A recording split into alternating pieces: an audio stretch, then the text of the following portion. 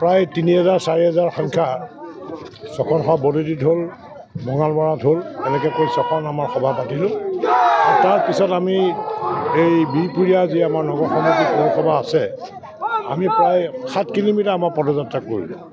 ভাৰতীয় জনতা পাৰ্টীৰ দলীয় সমৰ্থকসকললৈ মানুহৰ উৎসাহ আছে আৰু এইবাৰ অসমৰ ৰাইজে নৰেন্দ্ৰ মোদী ডাঙৰীয়াক হিয়া উজাৰি ভোট দিব। ৰাইজৰ সঁহাৰি বহুত ভাল।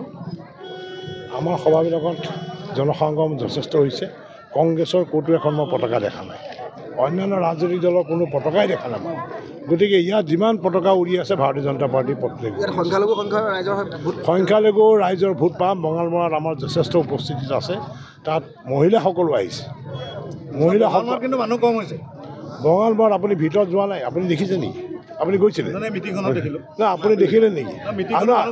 না আপুনি গৈছে নেকি তালৈ? মিটিঙত আপুনি গৈছে নেকি তালৈ? মোক এইটো কওকচোন। বঙালমৰা ভিতৰত মানুহ ভৰ্তি আছে, ঘৰটোৰ ভিতৰত মানুহ ভৰ্তি আছে। সংখ্যালঘুৱে ভোট দিব নিদিয়ে। কেলৈ নিদিব? কেলৈ নিদিব? নহ'লে সংখ্যালঘু মহিলাসকল কেলৈ আহিব ইয়ালৈ? বিজেপি মিটিঙত আগতে সংখ্যালঘু মাইনৰিটি মহিলা আহিছিল নেকি? এবাৰ সংখ্যালঘু ভোট আপোনালোকে পাব? পাম, নিশ্চয় পাম। সংখ্যালঘু পাম, সংখ্যাগুৰু পাম, চব জনগোষ্ঠী ভোট পাম। আৰু কংগ্ৰেছৰ ইয়াত কোনো অস্তিত্বই নাই। ইয়াত নিৰ্বাচনী কাৰ্যালয়ত কংগ্ৰেছৰ তলা ওলমি আছে।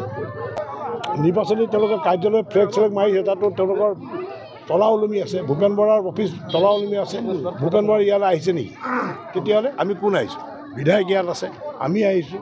অহাকালি প্ৰচাৰ কৰিম, আকৌ আহিম আমি।